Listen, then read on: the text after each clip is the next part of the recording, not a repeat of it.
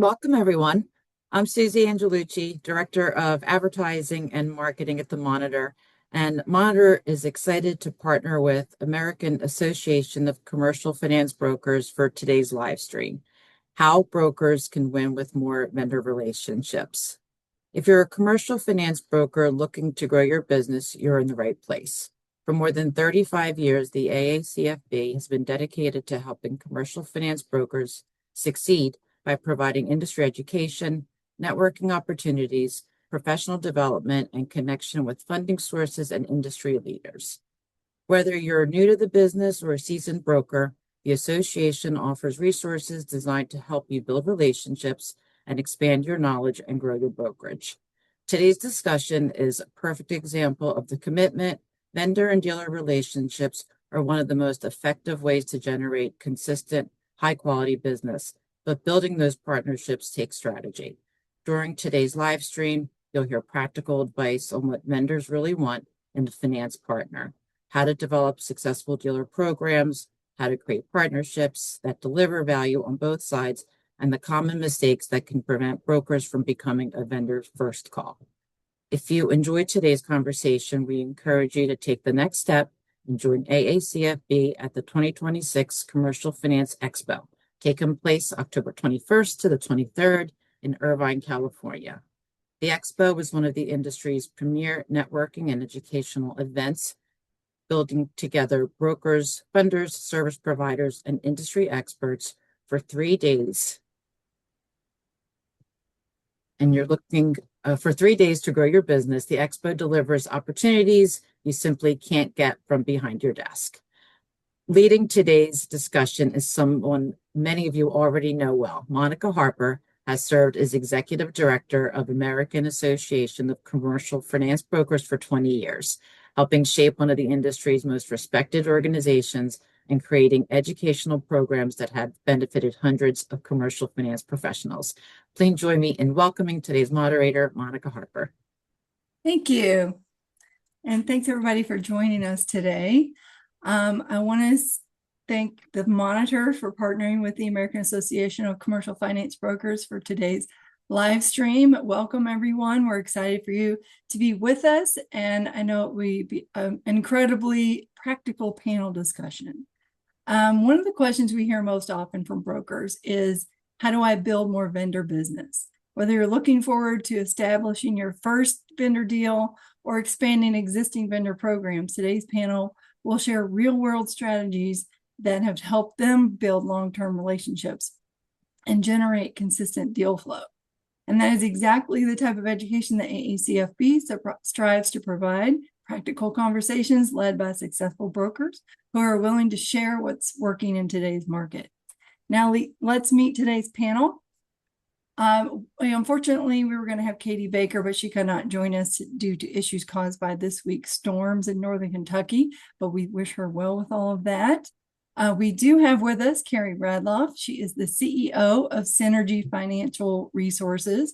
Carrie has more than 25 years of experience in commercial finance, having worked in operations, underwriting, management, sales, and executive leadership. She is a past president of the AACFB, and she serves on the CLFP Foundation Board of Advisors. She's also been recognized as one of the Monitor's top women in equipment finance. Welcome, Carrie Radloff. Thank you. We also have with us Josh Power, founder and CEO of Golden Capital. Josh has built Golden Capital into a nationwide commercial finance firm serving businesses across numerous industries, including construction, transportation, manufacturing, agriculture, and specialty finance, or specialty equipment, sorry. His philosophy is simple: build relationships first and provide financing solutions that can help clients grow for the long term. Welcome, Josh. Hey guys, thanks, Monica. Appreciate that. We'll get started with some simple questions. Tell us about your very first vendor relationship. How did that happen? Did you pursue them? Did they find you? What did you learn from that experience? And what would you change if you had to start over today? Carrie, we'll go ahead and start with you. Okay. So my very first vendor relationship happened back in 2008 when I first became a broker. So when I came out into the world, I came from a funding source where I worked with brokers. And so when I first started, I needed to determine what I was going to call into. I picked several industries and found trade shows that supported them and attended the trade shows to call on vendors. So one of my first trade shows I ever went to, I think it was the first one I ever went to, is the ISA show, which is the sign show. And I met a vendor there, cold called on them, built up a relationship. They had never used financing before. So I kind of helped them get that in place. And they're still working with me today, which is pretty cool. I don't know that there was anything that I would change. I'm sure I did things wrong when back in 2008 when I was brand new. But that's the beauty of this is you just keep learning and doing better every time. It sounds like you got lucky right out of the gate, which is amazing. Yeah, they didn't all go like that, I promise. Josh, what was your first experience? Well, first off, good afternoon, everyone, and thank you for joining this call. Appreciate your time. So I've been in the industry a little bit, but I went to University of Kansas and actually had an internship. I used to work at a direct lender in Kansas City. And during that time, I made quite a bit of frequent trips back and forth from St. Louis, where I grew up, in Kansas City. And during those trips, I always noticed this one kind of hole in the wall mom and pop vendor that had tons of huge construction equipment, excavators, dump trucks, you name it. And so one day driving back in between cities, I decided, you know what? Today's going to be the day I finally pull over and say hi. And this is right out the gate, not really sure what I'm doing. So my pitch was, who knows, but just probably terrible. But I specifically remember Ron and his son Calvin, since probably about 9 or 8 years ago now. They still send me deals today, but I walked in there, told them I do equipment financing. They said they didn't offer anything at the time. And from there, we've built a great relationship. So I think one of those things, I saw something, I stumbled in, I maybe embarrassed myself a little bit. And now I have a long-term relationship from it. So I love those guys.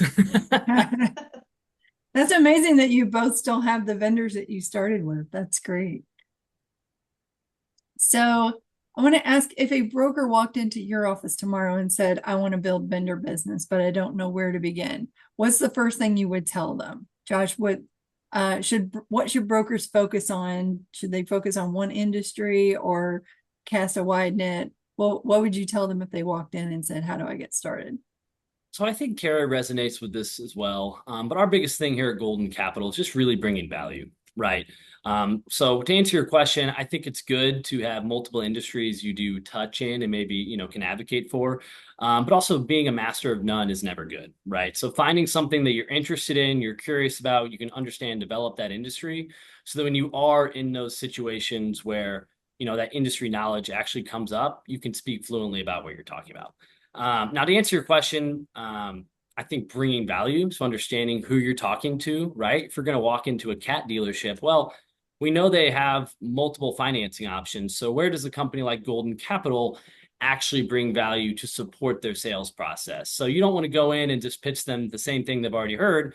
I can do your A and B lenders or, clients. Well, most people can. So really, where are you going to bring value to my company? I think that's kind of the whole thing on our side.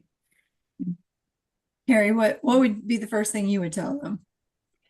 I would say that you would have to find what you're interested in and what you want to call in. I'm a big believer in having niches, but I'm also a big believer in having multiple niches. I think it's really important that you educate yourself on the niches you're financing in and you really understand the industry, the customer base, the equipment. That helps you get approvals and sell those transactions to your underwriters. But I also think it's important that you diversify. So a good example I can give is during COVID. Business was crazy during COVID, right? A lot of people went away for a period of time. Well, one of our niches was in an industry that there was a lot of home-based businesses and a lot of newer businesses. And that industry absolutely flourished during COVID. So thankfully, even though some of our other industries were down, that industry flourished and it really pushed us through during COVID. So that's a great example where it's good to diversify. Having those niches too, what I've found is that as you start growing your business with vendors and customers, referrals become more and more of an opportunity to gain more business. And I've been in some of my niche industries for so long that when I go to a trade show, my vendors are walking me around. Hey, do you know this guy? Do you know this guy? They're introducing me to all these people. Hey, you should work with Carrie. She's great. So having that niche, you really can build your funnel and your vendor network that way. Your vendors are acting like your marketing team, it sounds like. Right.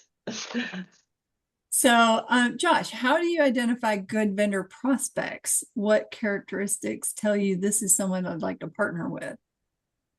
Well, I think the first thing you look at is what the asset they're selling, right? I mean, first off, you want to know, is this something I really want to finance? We kind of use like an out of a 10 scale sometimes just to rank a collateral. But if the collateral is really strong, new, easily resold, you can probably cut a little bit deeper than you could on a super specialized asset. So I think understanding who you're talking to and what they're selling is the first number one step. And then also verifying how long they've been in business. What's their web presence like? Do you like the ownership? Like if you walk in somewhere and just transparently, you're not really hitting it off with the guy or girl, you can probably tell from the bat that this might be a hard relationship to work with. If they're not friendly off the go, how do you think they're going to treat your mutual clients, right? So I think it's also protecting your brand with who you partner with.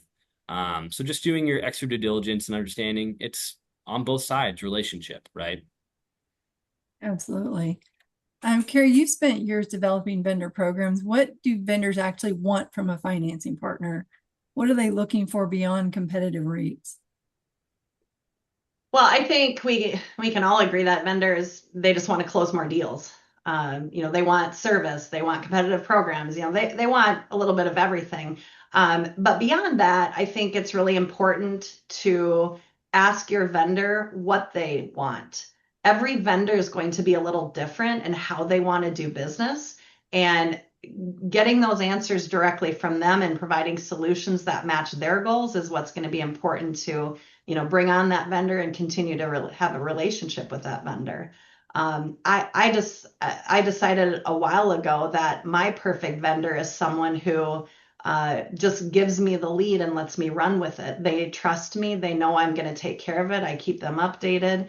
I'm not good with the vendors who want to be involved to help sell the financing to the customer. I just don't do well in those situations.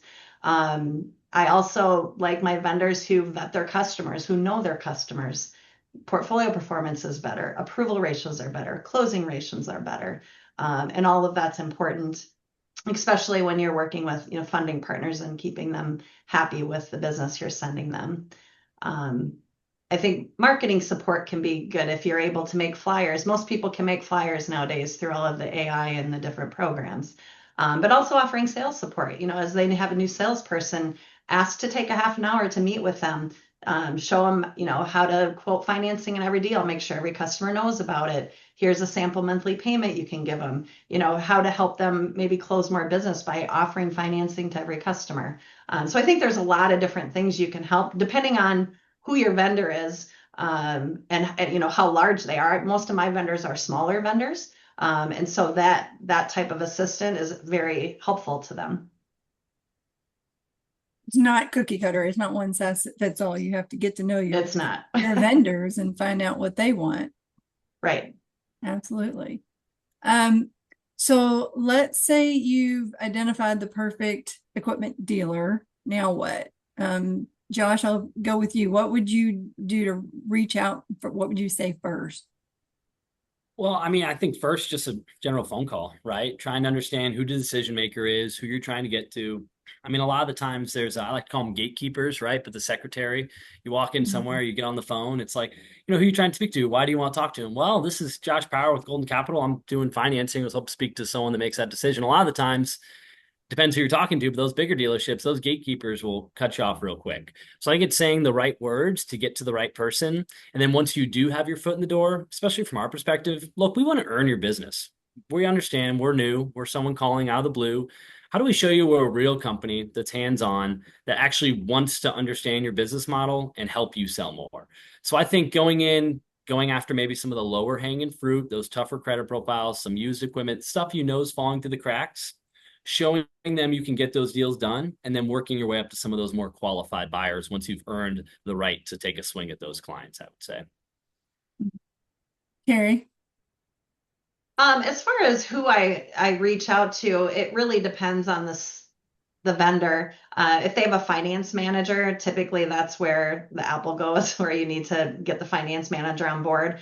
Without that, I mean, it could be the owner, it could be the sales manager. I probably have best luck talking with the sales reps. You know, they're the ones who get compensated on sales. They're the ones who want to sell the equipment.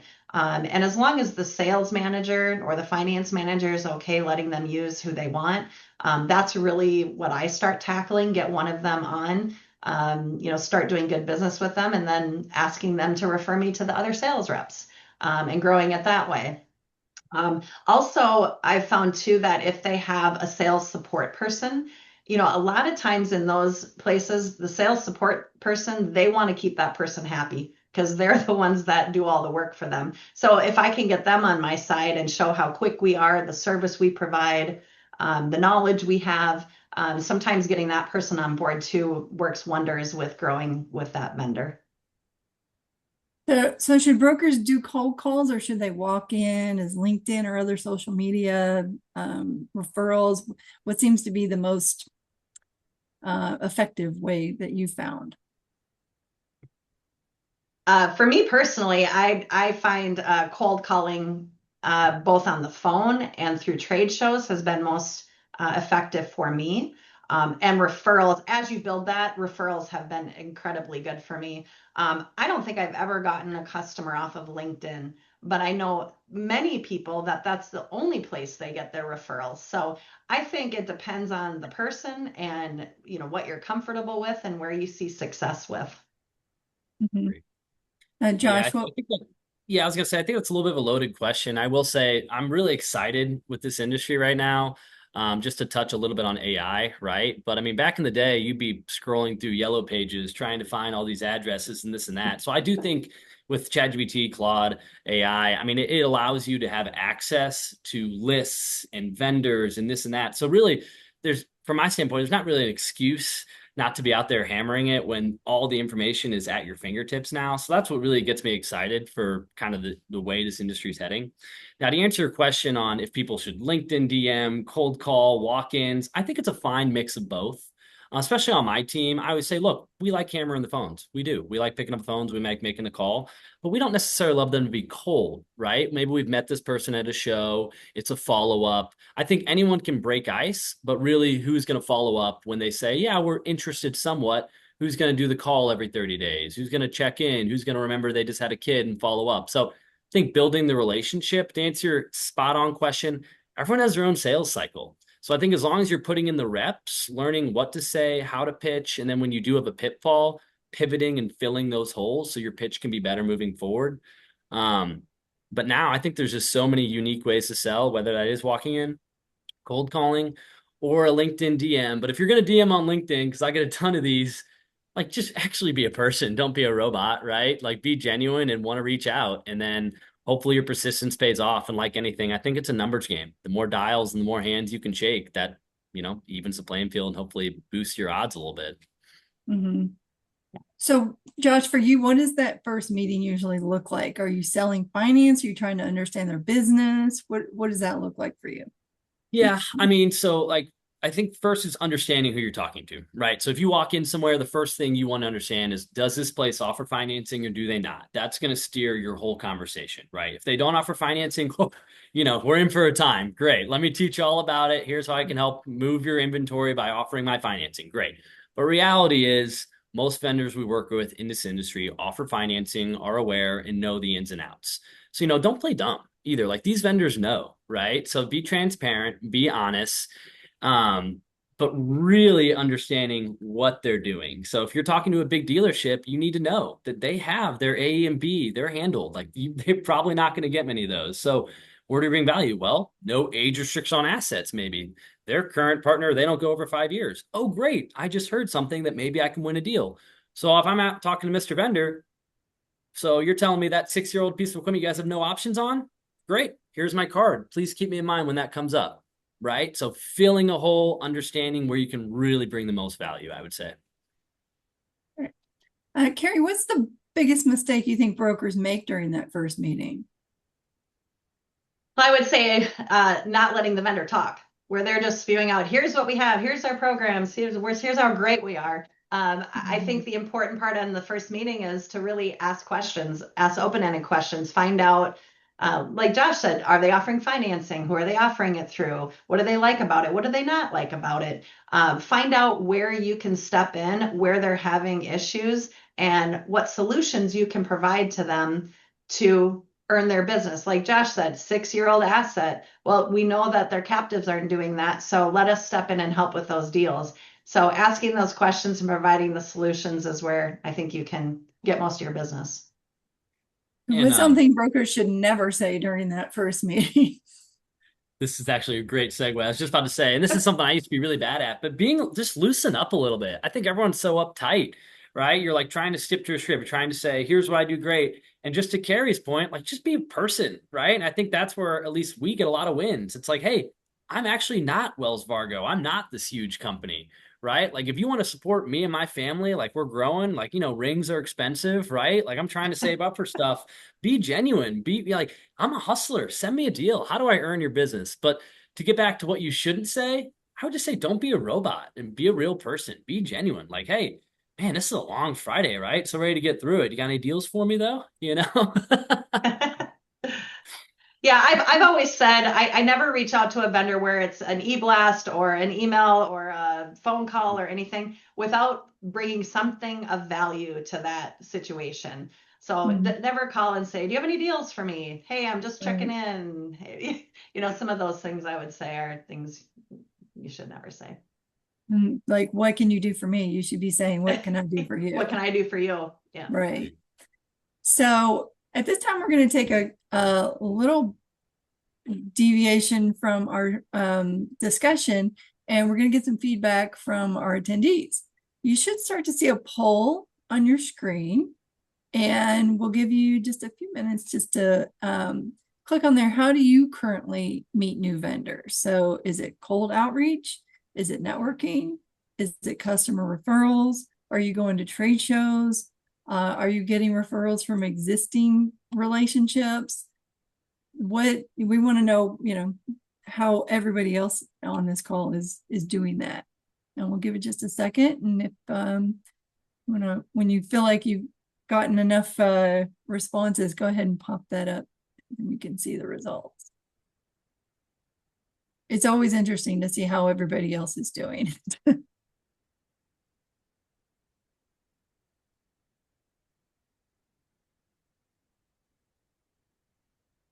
Do you remember, Carrie, what your first vendor that you got was? That what you told? That was a long time ago, but I'm sure it was either cold outreach or trade shows because I did a lot of banging on the phones when I first got out there, and then visited trade shows as well. So I'd say one of those two. Yeah. I was going to say, and now I would say that's changed, or I get most of my new vendor opportunities through either existing relationships or customer referrals. Mm-hmm. Yeah, I would say same to Carrie. And I know we didn't touch on it, but nowadays, especially with the web and such a big presence, I mean, like SEO, right? I know people are paying, lots of money for either Facebook, LinkedIn, and like doing SEO that way. So I do know there's probably some people out here, especially on this chat, that are utilizing probably more marketing schemes, email campaigns along that line as well. So. Right.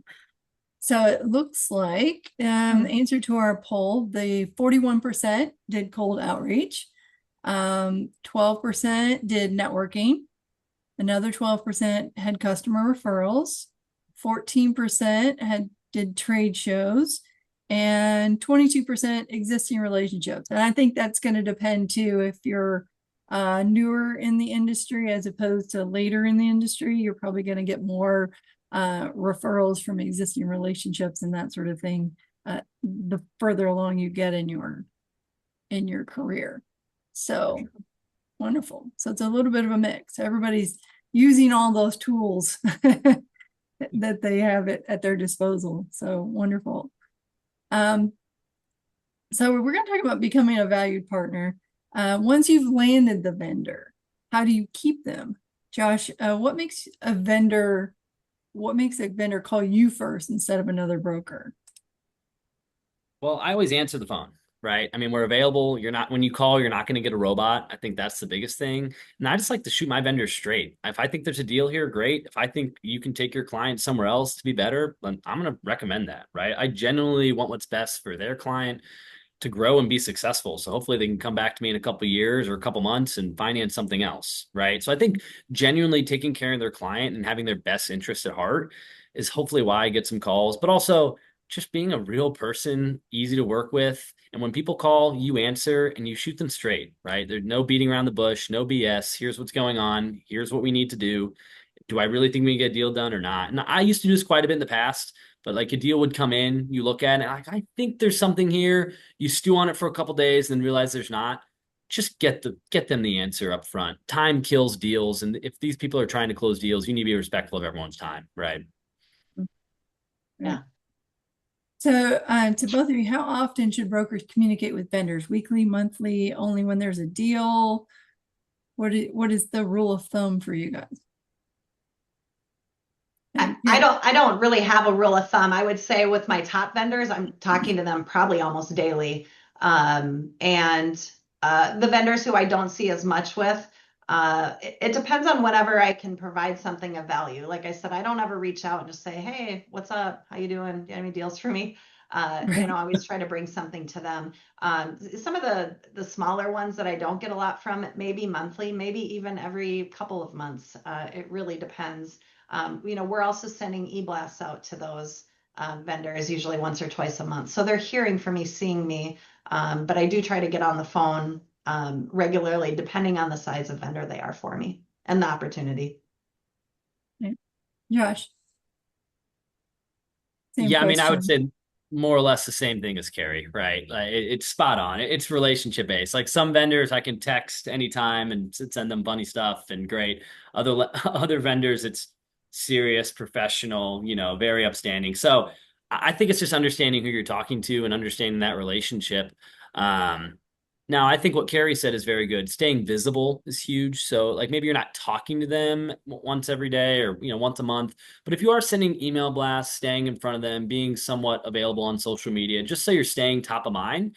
Because I think life moves so fast. Just realistically, if you're not hearing from someone, you kind of forget. So I think a good follow up when needed is good, but also making sure your company is just generally visible. So whether that's an email, a text, a call, trying to stay in front of them as much as you can. Without being annoying. Yeah, I like Right. the phrase pleasantly persistent. I've gotten that one before.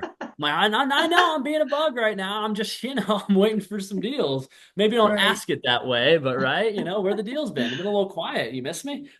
Right. We need to hang out. What's up? Call me.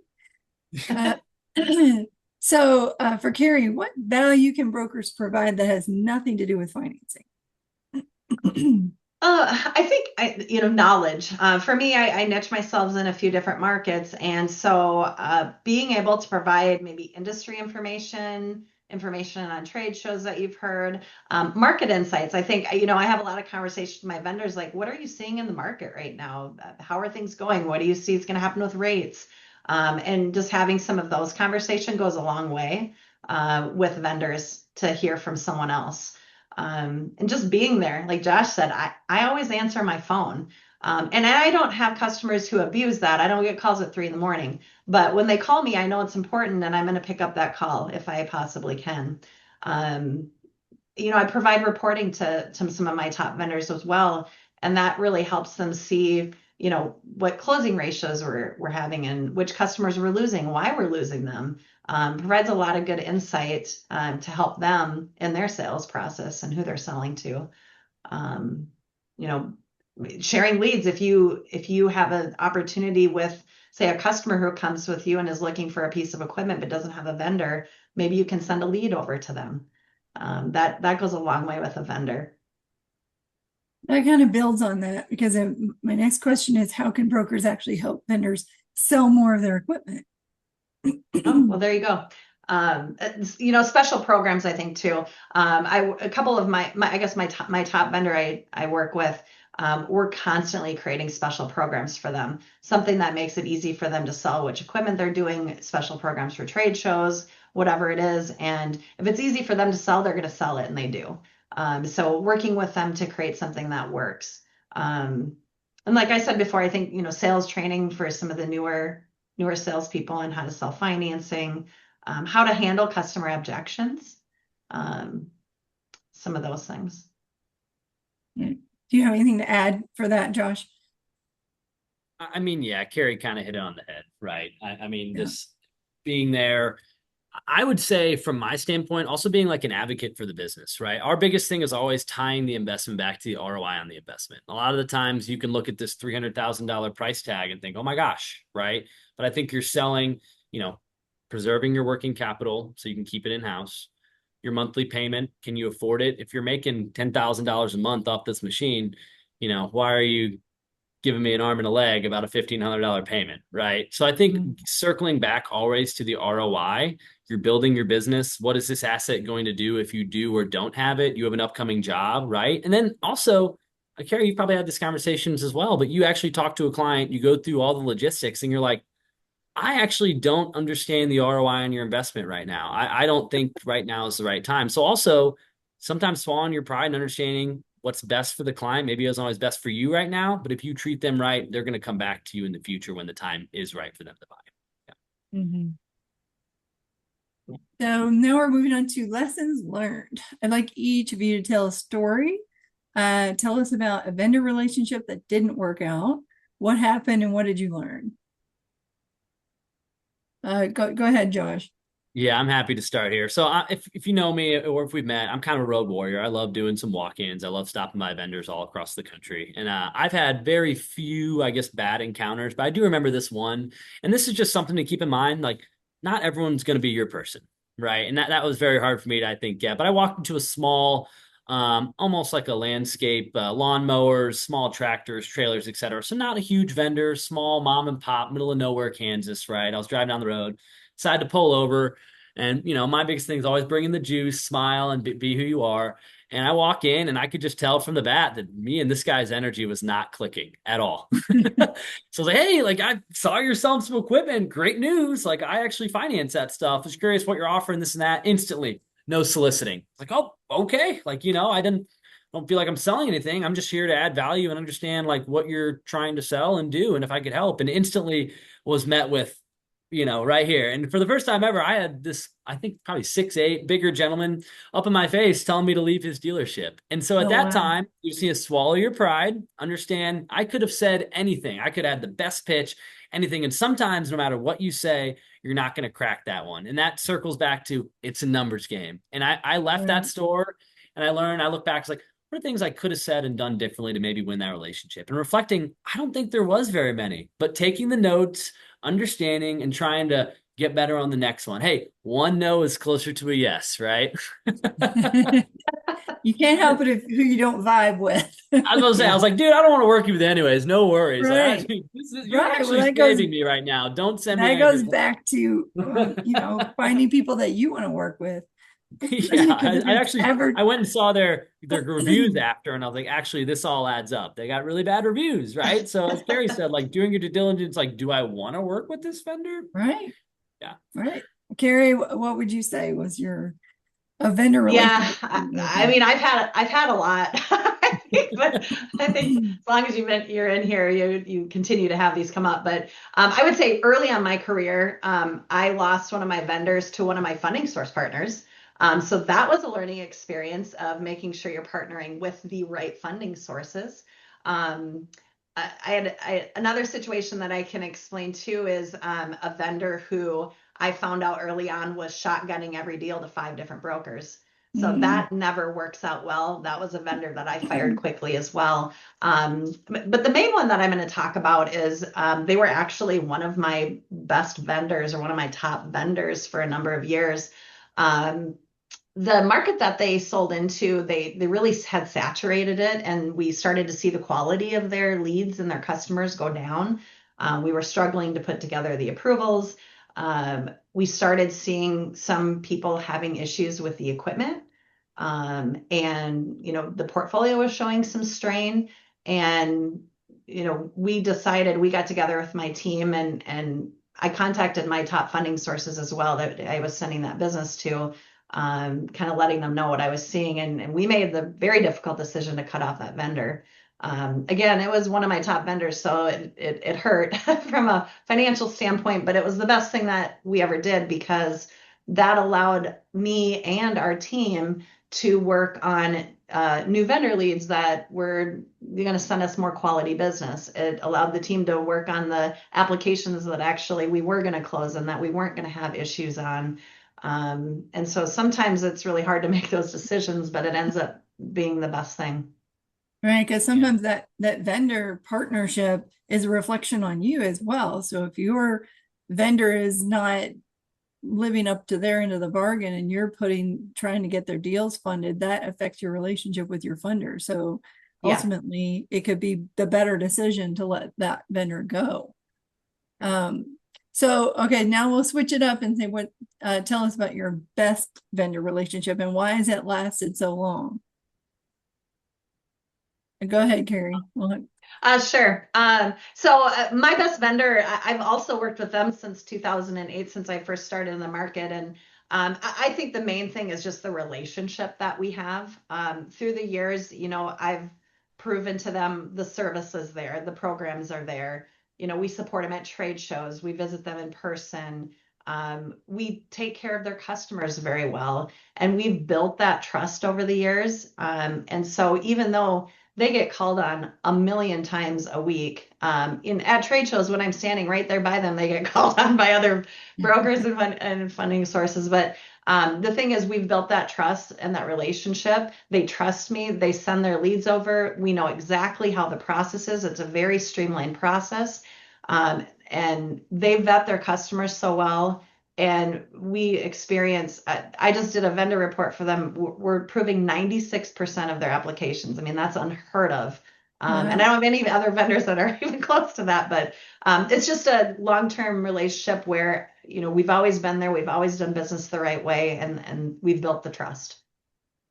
Absolutely. So Josh, what's your best vendor relationship and why do you think it's best? Honestly, Ron and Calvin are my longest vendor I've had. We've done quite a bit of business over the years, but one of my, I think, best stories, I've told this one before, but my grandparents have a place down in Marco Island, Florida, which is awesome. Love going down there, love fishing. But last time I went down there, probably about 2 years ago, my grandma ended up getting a new car, and I was blessed enough to take her sweet Kia Sorento, So I ended up driving that Kia back from Marco Island all the way back to Kansas City. And during that drive, I stopped at plenty of vendors, yada, yada. But one vendor particularly stood out. We hit it off. We ended up grabbing lunch that same day. I was like, yeah, like if you're busy, let's go right now. Like, what are we doing? And from then, just for last year alone, we did 9 transactions. And it was right around like 2.53 million in finance. So it just shows like sometimes like that one stop can really pay off. And that made, that was my best vendor, one of our best. I mean, it was awesome, right? And so now I'm trying to get him to introduce me to the rest of the gang, this and that has slowly snowballed into now I know the owners, now I know who I need to talk to. And it all started out because that one rep I decided to stop by. And that day he stopped by, he had a deal for me on the spot, which is rare. And I was able to get that first deal he provided me funded. And then from there, it's been a very good relationship. Yeah. Wow. So that's great. So if you could give brokers one piece of advice for building vendor business, what would that be? Josh, go ahead. Yeah, I mean, our biggest thing, right? I said a lot this time, but bringing value. But I think the two core components here is communication and then honesty and transparency, right? I mean, how can you not work with the person that's honest with you, answers the phone, communicates properly? At the end of the day, you can't say yes to everything. That would be great, but that's just unrealistic, right? So learning when to say no, being upfront, honest, and just trying to explain the whole story. Our job is liaison. We want to make sure everyone understands what we're getting into, how we're doing it. And if there's any questions, concerns, I want to get those alleviated before we go into any next steps, right? So to answer your exact question, where do you bring value? Honesty, transparency, and finally, communication. Yeah. Mm-hmm. Carrie? I had the exact same things that have been written down. So what Josh said. Ditto. Great. So now we're going to our lightning round. We'll just do one sentence answers, fill in the blank. So the biggest mistake brokers make with vendors is, Carrie, Overpromise and underdeliver.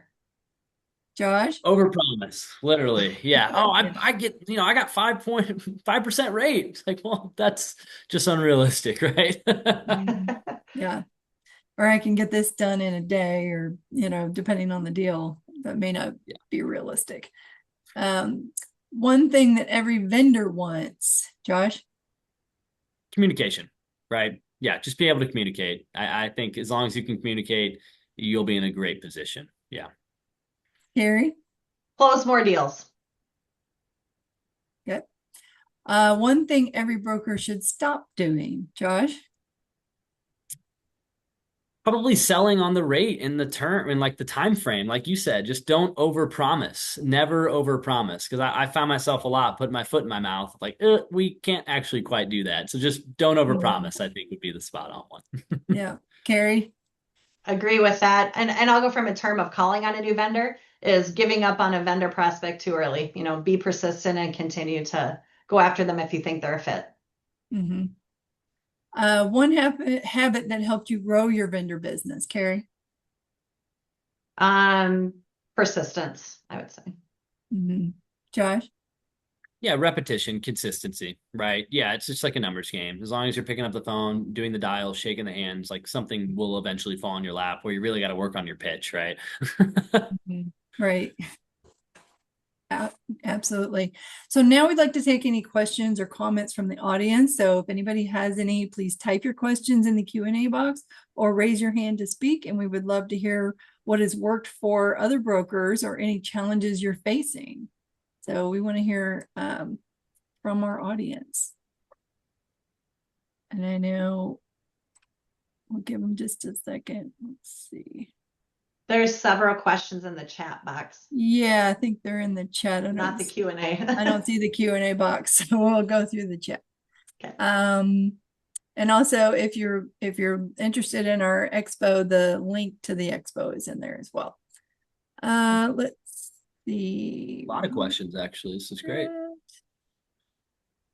I see a lot of AI assistants. How many finance sources did you have, and were you qualifying your financing sources? This is to either one of you. I mean, I think the best way to do it, right, is they're trying to double check you, right? Like they're doing this huge background check, making sure you're legit. It's your job as a broker to also underwrite that lender, right? Because at the end of the day, you're sending your clients who you've worked hard to get, these vendor relationships you've been scratching and clawing for, you finally get that opportunity. You don't want to send it to a lender that's going to drop the ball, right? Mhm. So that means slow approvals, not good communication. And what also a big one is what happens after the deal's funded, right? What's that back end look like? Do they have easy access to portals? Are they able to see all their, how much they paid, this and that? So I think making sure when you're sending it to a lender that wants the right fit, but really just also doing a background check on your lenders. Ask industry associates what they think. Ask mentors, like, have you worked with this place? What's your experience? And especially if you're trying to win new business with vendors, probably make sure you're not sending them to your brand new lender that promised the world. Maybe get a couple deals under your belt before you send them, something that you really want to get done, right? How many funders do you typically have? I guess they're like to keep. I know there's different funders for different deals, so you probably want to have a variety. So how many do you guys usually have? I would say we're probably set up with maybe 20 funders, but I think it's the 80-20 rule. We're doing 80% of our business with 20% of those lenders, the ones that really give us good service, they're competitive, they're quick, and we trust them. Right. How to prevent our phone numbers from being blocked when as spam when cold calling? Have you guys find a way to not get so that you at least get through the phone call, at least gets through? You guys have I don't know. I've never had to try to do that, so I guess I'm not sure about that. It's a tricky one, right? So it depends if you're calling from your cell phone, if you have like a Ring Central line or an office line, it probably comes from a 1-800 number or like your area code. So, I mean, it depends if you're dialing from your cell phone or if you're using a company. I think that's the biggest thing. If you're dialing from your cell phone, I don't think you'd come up as spam. But that's just a hard barrier to get over. And then you probably need to look at other resources to then get in there, whether that is a walk-in at that time. If I can't get the phones, I got to do something. Or maybe that's a Facebook or LinkedIn using that avenue and then scheduling a call to kind of dive more into it, I would think. I know you guys probably run into this. I will get calls where I pick up and then you hear like a blip, and then you know that it's an auto dialer and they're transferring you to a salesperson, so I automatically hang up. So the call went through, but I'm automatically hanging up because I know if it's a blip, it's an auto dialer. So for me, if it were me, I wouldn't necessarily use the auto dialer so much. Yeah. What are good responses when a vendor says we already have financing? I got you. I'd say great. I'd be surprised if you didn't. That'd be ridiculous, right? We're trying to sell equipment here. I mean, so who are you using? Do you mind me asking what that looks like? How's the process?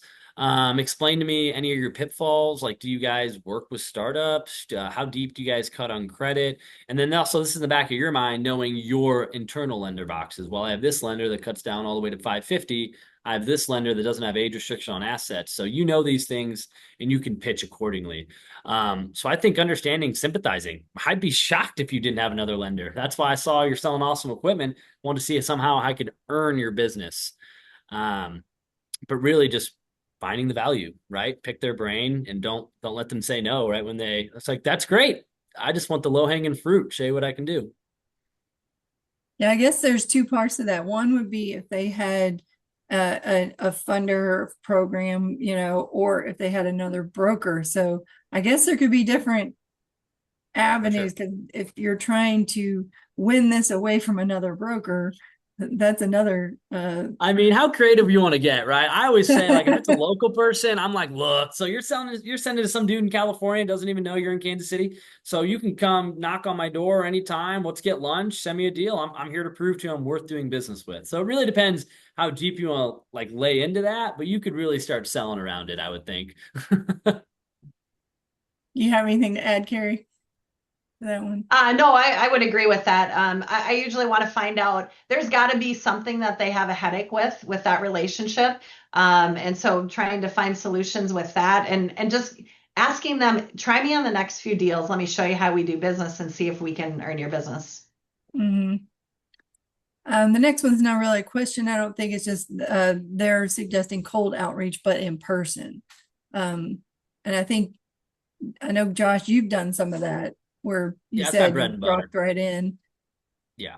I mean, that's just the way I like to do it. But I mean, there's a difference between cold and warm, right? So I mean, if you're in a new area or like drove by that dealership a couple times, I want to call and just see who the point of contact would be. Or would it be appropriate if I stop by on X date at X time just to drop off some literature for your team to review?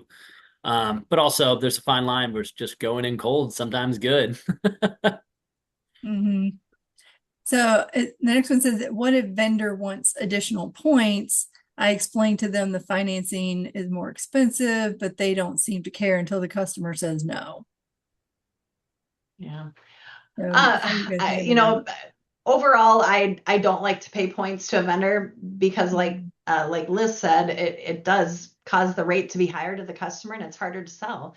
But I do have one vendor that I'll pay him points here and there. And so what we do on the customer is we talk up front of if they're rate sensitive or what we think we can get in it. And I'll put in what I can for him on some deals. But sometimes I just tell him we can't get anything. This customer's rate sensitive. And if you want to close this sale, we need to not pay you any points. And so I guess I try to have that relationship with the vendors. I choose not, when you're deciding who you want to call on, I don't work well or call on vendors who their first question out of their mouth is, how many points are you going to pay me? Well, you're making your margin on the equipment and you should be. So if you have a vendor, I've had vendors say they wouldn't do business with anyone who doesn't pay them 5 points. Well, that's just not a fit for me. And so I think you need to determine if that's a vendor that you want to do business with or not. Yeah, I've heard other brokers say that they just won't do business with the vendor if that's the relationship, because they feel like a lot of times if they're the ones that are asking for points are also the ones that are not being loyal to you.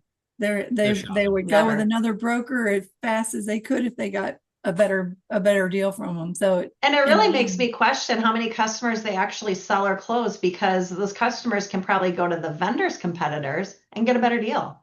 mhm, Yeah. yeah. How do you get a vendor sales rep to actually bring up financing early instead of treating it like an afterthought? I usually ask them to put it on their equipment quote.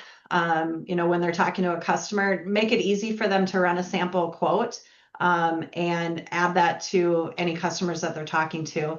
Or like I've told some of my guys that are out in the field a lot, they bring my flyers with and just hand my flyers, say, hey, we have financing. If you're interested, call her.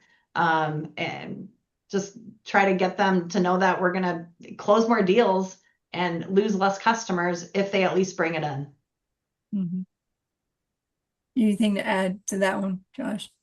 No, yeah, I'd 100% agree, right? I mean, it's just another selling tool. Like if someone looks Yeah. at a price tag and is shocked, how do we get around that shock factor? Well, if we break it up in incremental payments, we would be in a lot better position to help you actually acquire this equipment. So I think selling the payment ballpark, and if you can provide literature or have an idea of like that certain vendor's asset sheet, you could probably go into Claude or AI and come up with a pretty high level if you submit like a full overview of 5, 10 of their most sold assets. You probably pretty easily get a decent range anywhere from, let's just say, 8 to 16% interest. Your payment's going to be anywhere from 36 months of 500 to 600. So then you can at least start soft quoting these numbers and say, if you'd like to lock these in, reach out to Carrie or Josh. They can really get those going. Yeah. Mhm.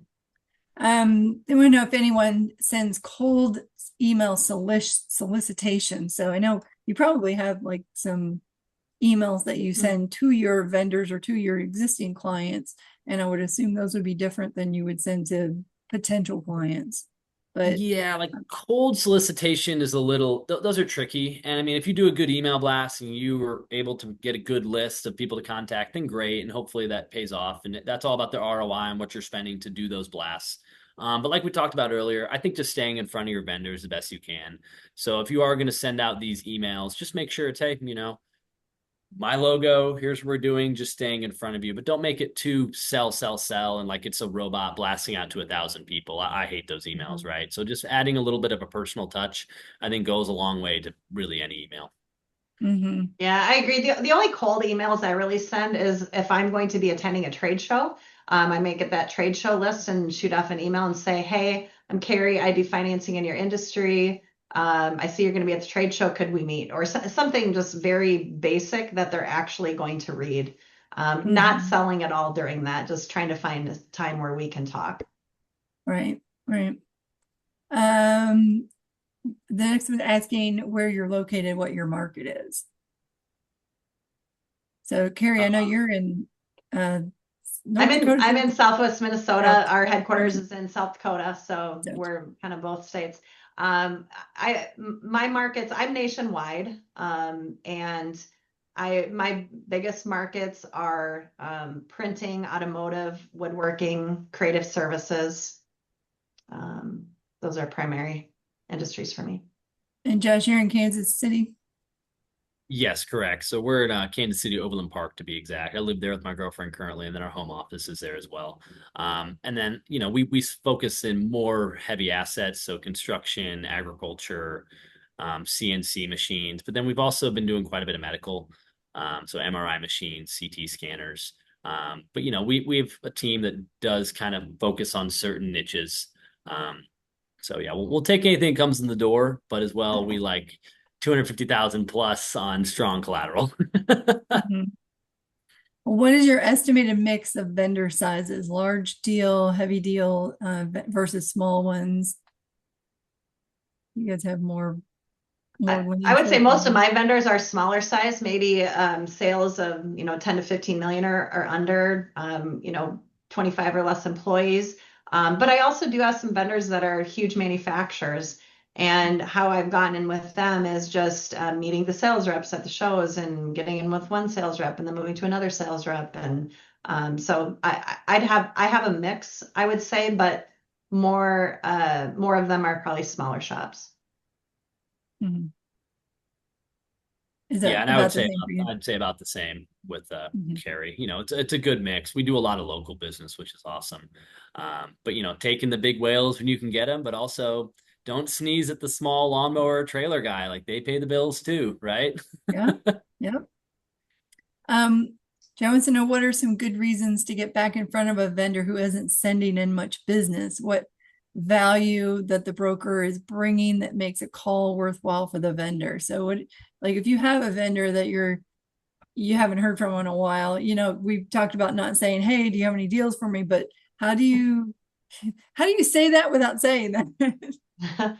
I've done that before where I've went into vendors and say, hey, I have another vendor in a different industry that has had a lot of success running say a blind discount program and selling this. And would you have any interest in looking into this? Or it's the end of the year.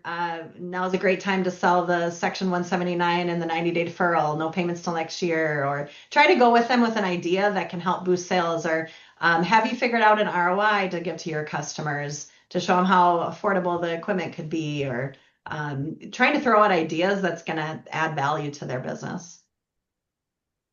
And same idea to Carrie. I just say lean into like selling a certain specialty program with one of your lenders that you really like, whether that's a startup program or an app only program. I think calling and just letting them know, hey, want to, I think it's very, very light how you phrase this, but my man want to check in. I just want to let you know I got this awesome new startup program. So if you have any startups coming in the door, throw us a bone, right? Can a vendor focused rep build a true book of business if their company has a retention team, funding customers are flipped to retention after first deal? I guess. Huh. So what he's saying is that he doesn't have the opportunity to call on his repeat customers for more business. That's interesting. I mean, then basically you're a cold caller, right? So You're handing off. you're Yeah. you're trying to find cold. I mean, if you like to cold call and you like to go, and there are people that like to be cold callers versus more of a relationship and build those. So if you're one of those, I think that's a great fit for that person, where you're constantly out there trying to find new vendor relationships. Mm-hmm. Yeah. Yeah, I would say that's just a little bit of a loaded question, right? I'd need to understand a little bit more of the context and like what the relationship is. Like, is it really you can't reach out to any client you sent over? Then is it just a pure pass off? I'm done with that client. So I think a little more context around that one would be good. But hopefully these are your clients you can build a relationship with, and they'll come back to you and get multiple pieces of equipment. That would be my logic behind it. Mm-hmm. What niche markets are you seeing more success lately? I know you both have different niche areas. I would say right now we've seen an increase in all areas of business. The beginning of the summer was a little bit slower. I feel like things are coming around. We're seeing a lot of used equipment right now. I feel like that market's pretty busy. I don't know what you're seeing, Josh. Yeah, I mean, there's always going to be a boom, like a certain type of boom, right? And I think for our standpoint, everyone keeps talking about these data centers. These data centers are going up everywhere. Well, who's moving the equipment? Who's getting it there? Who's using these scissor lifts and stuff? So I bet there's probably an influx of deals, probably somewhat around these data centers getting built. But it does always seem like construction, agriculture, transportation are always pretty strong, just up and down in transportation for sure. Yeah. Yeah. It depends on the transportation that you're doing. If you're doing a Exactly. dump Yeah. truck, it might be a little more hot than The a over the sleeper. road truck. Yeah. Yes, you get it. What are examples of great special programs that resonate with vendors? I'll shout out one of my partners, but Amore offers a wonderful app only up to 750,000 for construction equipment. I mean, that's pretty incredible, right? And you can do app only up to 750,000. That's pretty unheard of to not have to get financials over 250,000, honestly. So leaning into something like that would be pretty awesome, I would think. Yeah, absolutely. I mean, aside from that, I kind of mentioned a couple other things. We've had some luck doing some blind discounts with people, or the 90-day deferred with people, seasonal payments depending on who they're selling to. I think the important part is you need to find out what that sales team is comfortable selling. I have one of my vendors who the sales team is amazing at selling payments. So they like $5.99, $6.99, $7.99, $8.99, whatever that is, and finding a way to back into that number. And then they just sell that all day long. This is a question for the monitor crew because I know we have met our time limit, but we still have quite a few questions. So I just want to be cognizant of everybody's time. So if the monitor is good with us going more, I'm happy to keep asking questions. So let me know. What sales enabled tools have worked best for you with vendor reps? Talk tracks, payment calculators, spiffs, training, or something else? I think selling the relationship, you're selling yourself, right? Like all those things are add-ons to what you're bringing to the table, and you can use those when you need them. If you need to offer a point, do what you got to do. But I think you're selling yourself. And if they can't see that you bring value, or you can't make them understand that you bring value, then you probably got to work on your pitch a little bit. I think just understanding who you're talking to and where you can bring the most value, full circle. Yeah. And Gregor wants to know if there'll be a replay. I do believe the monitor, they are recording this, and usually they have these on their YouTube channel. So they can. Monica, we can do an extra 10 minutes if that's okay with you guys. I'm good with that. Let's see. Next one. Have you tried online ads such as Google or Meta, and have those been successful? I have not. Yeah, personally, we're very fortunate enough that we have a pretty good referral network thus far. So it's just not something we're investing in quite at this time. And as well, that opens you up to there's a lot of fraud going on in the industry, right? So I think that opens you up to a little bit of an interesting lead pool. So it definitely needs some deeper diving than these vendor originated beautiful opportunities, right? These would be end users, not really sure what they're trying to do, how to do it, but it could be a good foot in the door for vendors. To answer your exact question, I would just say be very cognizant on who you're speaking to. We have a rule on our team that if you haven't verbally spoke to this client, we can't submit the deal. So if you get an app through the door and you have no idea why you're getting that app, that automatically throws a red flag up for us. Exactly. Too good to be true is probably too good to be true. Right. Yeah. And that is unfortunately there are we had a session at our conference about how vendor approvals, and part of it was making sure that the vendor is legitimate. And as a broker, you want to make sure that the vendors are legitimate, because then there's no chance that your deals are going to turn up to be fraud. So yeah, this is a tough I think that's one. probably why Josh and I go after vendors, because you lose that risk in the deal, right? You have the vendor relationship. A lot of time the vendors know the customers from being in the industry or having worked with them before, and it significantly reduces the chance that there's fraud on those transactions. And I've learned this one in the past, and this is a really hard one to do, especially for brokers. And Carrie, you probably resonate this, but don't take the $5,000 up front when you know there's gonna be $10,000 worth of headaches in 3 months, right? Like if you're talking to this guy, like he's been hard to work with, like probably gonna be from my lender hard to work with, right? You're already getting just some bad juju about it. First off, know when to say no, but also don't take the check up front when you know it's going to bite you in the butt in a couple months. It's not worth those collection calls. It's not worth the back and forth, and it's not potentially worth the legal trouble. So just sometimes learning to say no is tough, but got to do it. Yes. I think we've touched on this a little bit, but if a vendor already has multiple lenders listed on their website, how do you position your brokerage during the initial prospecting call in a way that clearly differentiates your offering, specifically how you demonstrate that we are not simply another lender to add to their existing lineup, but a resource to improve the customer experience, expand approval coverage, simplify the process, and ultimately help the vendor close more equipment sales? I would say, do they have a finance manager? Would probably be my first question. So who handles, so you guys have all these lenders, right? Or so your individual reps send it to all these multiple banks? That sounds like a real pain in the butt. Wouldn't it be nice to have an unpaid finance manager like Golden Capital come take all these and make sure it gets to the right spot the first time? So I think understanding who's submitting the deals is big.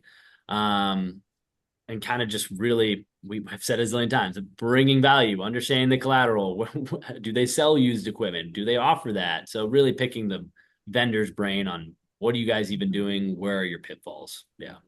Yeah, I kind of just had this come back up with a repeat customer of mine, and I went onto the vendor's website and they had 6 finance companies listed. And I thought, oh my gosh. And when I talked to the lady, I just said, hey, I'm curious. I was going to call you for business, but you have 6 people listed on your website. That's not good for your customer. Like, you should really pick 1 or 2, and whether I'm one of them or not, you are offering way too many options to your customer. And some of these customers, they're going to pull out an application with each one. And that is just absolutely going to ruin their chances of getting this best approval. Now a lot of people do soft bureau inquiries, but PayNet inquiries is a real thing, and that reduces your PayNet score. You're lowering your customer's chance of getting financing, getting a competitive program, and closing that sale by offering all these people. I don't know whether she listened to me or thought I was crazy, but Gary, you'll love this, and Monica will probably get a kick out of this too. But one of my guys on our team had a new vendor. We had a call with him, and the first app we got from him, which first off, the release on the bottom wasn't sufficient enough for us to work off of. So neither here nor there. But the email he sent with a credit app was also sent to 6 other copied lenders. And I told my guys, like, well, what do we want to do with this? And I was like, well, I think we need to call this vendor right now and just say, this isn't the way we do business. If you want a shotgun, that's great. But if you want a partner that's going to treat your client right, get them the right lender the first time, then we're happy to build a relationship, but we're not going to work off these parameters, Mhm. yeah. How do you handle customers who may not be as responsive? Do you lean on your vendors to help you with that? Sometimes the vendor has a relationship there, or at least I will communicate with my vendors that, hey, Sue hasn't called us back. We've tried to email, we've tried to text, we've tried to call. Have you talked to her? Can you have her call us? I think just keeping your vendor happy is always the biggest thing, right? As long as you're, I don't want to say over communicating, but keeping them in the loop all the time. I've reached out to so-and-so 4 or 5 times. They still haven't filled out my app. I'm waiting on bank statements. I'm kind of at a standstill here. Let me know your thoughts. And then I always like the no pressure sale. Hey, Steve, I haven't heard from you a couple weeks. I'm going to close this one out for now.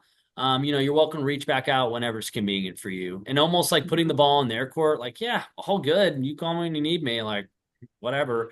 Sometimes But that a lot of times is when they'll actually come back to you. It's like, oh, wait, don't cancel it out. I'm ready. Yeah, exactly. Spot on. Yeah. Be like, They don't want to reaching start the all end over here. again. Right. Yeah. So can you give an example of how you would initiate a cold sales call if you were going to do that? What would that sound like?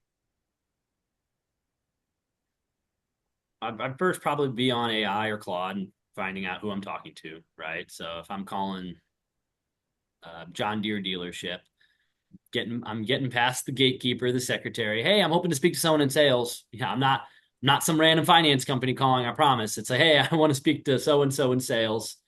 You get with them, and then your pitch is opening up from there. But again, this is like if you're talking to John Deere versus the mom and pop that offers no financing, your pitch is very different. But let's just say you're talking to the John Deere guy. From my standpoint, it's, oh, great. I know you offer John Deere Financial. That's awesome. Do you guys ever have any troubles with, let's just say, like used equipment, startup business, tough credit? Will you tell me about what that looks like right now? Does that ever come up once in a blue moon? And then understanding if they're on it, be really receptive of what they're talking about, but also let them speak. Right. I think that I do that a lot myself, where I'll go like me and Carrie talked about earlier.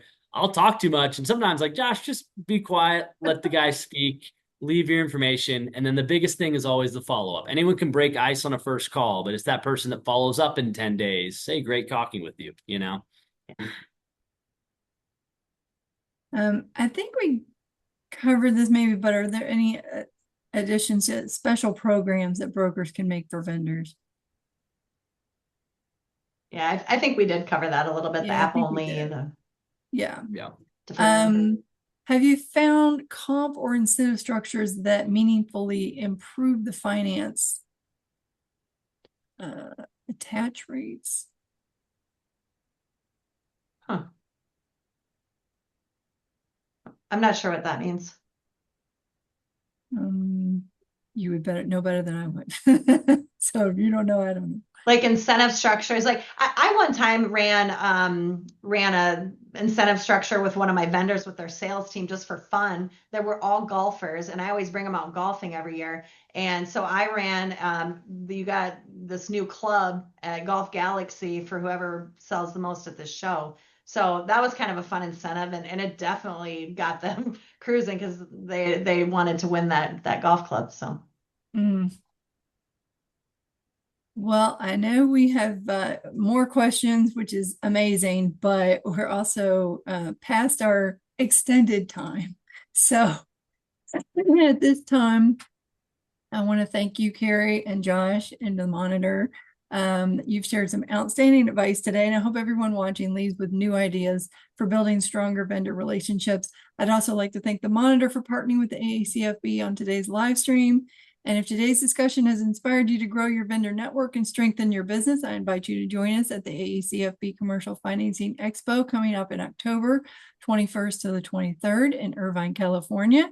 And one of the greatest values of the expo is the opportunity to build relationships, the same relationships we've been talking about today. You'll meet funders, brokers, and service providers from across the country and attend educational sessions led by industry experts like Carrie.